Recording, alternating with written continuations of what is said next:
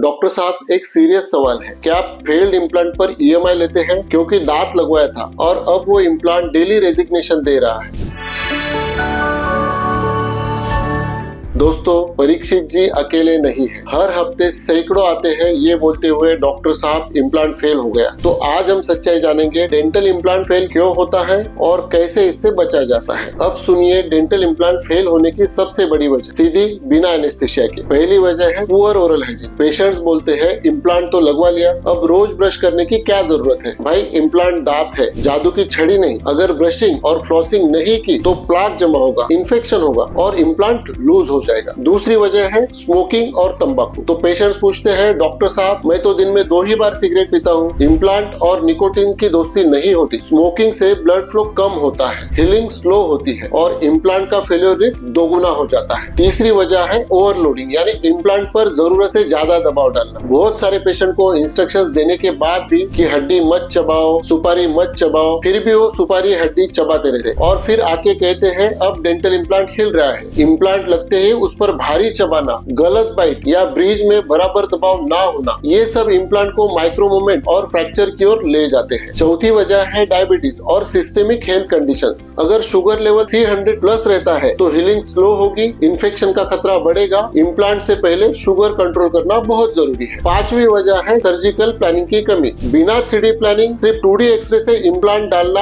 आज के जमाने में आंख बंद करके सर्जरी करने जैसा है। गलत एंगुलेशन, बोन डेंसिटी की अनदेखी या नो प्रॉक्सिमिटी इम्प्लांट फेल होने की दावत है। छठी वजह है सस्ता या डुप्लीकेट इम्प्लांट। बहुत पेशेंट बोलते हैं डॉक्टर XYZ ने 10,000 रुपए में लगा दिया और आप 40,000 मांग रहे हो, लेकिन इम्प्लांट कोई मोबाइल कवर नहीं है। अगर वो अनसर्टिफाइड या डुप्लीकेट था तो वो दांत नहीं, टिकिंग टाइम बॉम्ब था। अब आते हैं उन सवालों पर जो हर मरीज के मन में होते हैं। डॉक्टर साहब, क्या इम्प्लांट हर किसी के लिए सेफ होता है? नहीं, इम्प्लांट उनके लिए ही सुरक्षित है जिनकी बोन क्वालिटी अच्छी हो, डायबिटीज कंट्रोल में हो और ओरल हाइजीन अच्छा हो। क्या इम्प्लांट लाइफ लॉन्ग रहता है? हाँ, लेकिन मेंटेनेंस चाहिए। निग्लेक्ट करोगे तो 2 साल भी नहीं चलेगा, देखभाल करोगे तो 20 साल भी चल सकता है। अगर एक इम्प्लांट फेल हो गया तो क्या दूसरा लगा सकते हैं? हाँ, लेकिन पहले इन्फेक्शन कंट्रोल करना होगा, बोन को प्रिपेयर करना होगा, फिर री इम्प्लांटेशन पॉसिबल है, स्पेशली अगर एडवांस टेक्नोलॉजी यूज करनी हो। क्या इम्प्लांट को बॉडी रिजेक्ट कर सकती है? रिजेक्शन रेयर है लेकिन पॉसिबल है अगर इम्प्लांट मटेरियल खराब हो या बॉडी रिजेक्ट करे। सर्टिफाइड इम्प्लांट्स और प्रॉपर प्लानिंग से ये रिस्क बहुत कम हो जाता है। क्या इम्प्लांट हिलना नॉर्मल है? बिल्कुल नहीं। अगर इम्प्लांट हिल रहा है तो तुरंत डॉक्टर से मिले। ये इन्फेक्शन, बोन लॉस या मैकेनिकल फेलियर हो सकता है। अब बात करते हैं इम्प्लांट फेलियर से बचने के लिए क्या करना चाहिए। सबसे पहले रोज ब्रश करें। इम्प्लांट को उतनी ही सफाई चाहिए जितनी नेचुरल टीथ को। सेकंड, फ्लॉसिंग करें। प्लाक और बैक्टीरिया इम्प्लांट के आसपास जमा नहीं होना चाहिए। थर्ड, 6 महीने में एक बार स्केलिंग जरूर करवाएं। फोर्थ, डायबिटीज कंट्रोल में रखें। फिफ्थ, स्मोकिंग छोड़े। सिक्स्थ, बाइट एडजस्ट कराएं। अगर प्रेशर अनइवन है तो इम्प्लांट पर असर पड़ता है। एंड लास्ट, केवल सर्टिफाइड CE